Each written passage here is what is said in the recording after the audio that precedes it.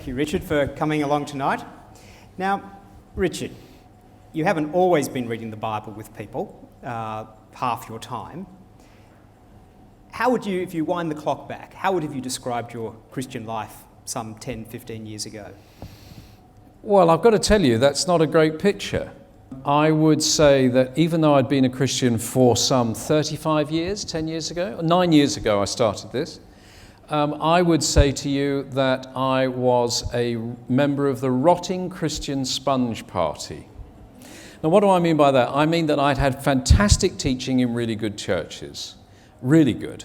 And I could come in, as you've done tonight, into St Helens Bishopsgate, which was my church in the city, or I could go home to the church where I live, and I knew I would get really good Bible teaching. And I would be sitting in that environment, literally going, fantastic, thank you very much. You've just broadened my understanding of that passage a bit more. Now, it's been a marvellous break from the world. Let me just hold my breath and dive back outside again. So I would say, frankly, that it was a Christian rotting sponge because drip, drip, drip, really good teaching on the top of the sponge never got a good squeeze. I wonder whether others in the room feel the similar way. We have a great passion to perhaps share our faith, but at times it's really that we're just absorbing and not knowing how to give out.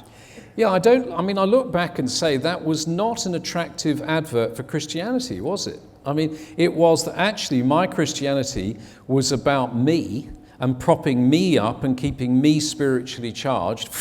Survived another week as a Christian. So I don't view that as an exactly glorious life to share with other people. And the reason I say rotting sponge is, if you leave a sponge in a bucket and it just has drip, drip, drip on the top, it will rot out underneath. So my Christian development after 35 years is I was still on baby mush. I wasn't eating cordon bleu cooking because I literally wasn't getting a squeeze. I wasn't giving out.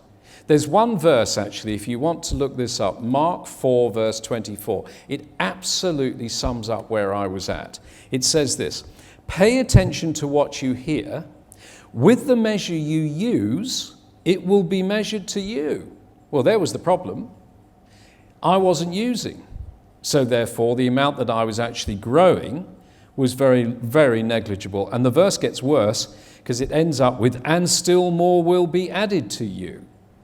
Now, you know what we're here for tonight. I am a transformed man. I am not the same man as I was 9 years ago. I have discovered a Christian experience which has deepened my faith no end, more than any course, more than anything I've ever done as a Christian, because I've been walking out hand in hand with God in His Great Commission, using His gospel.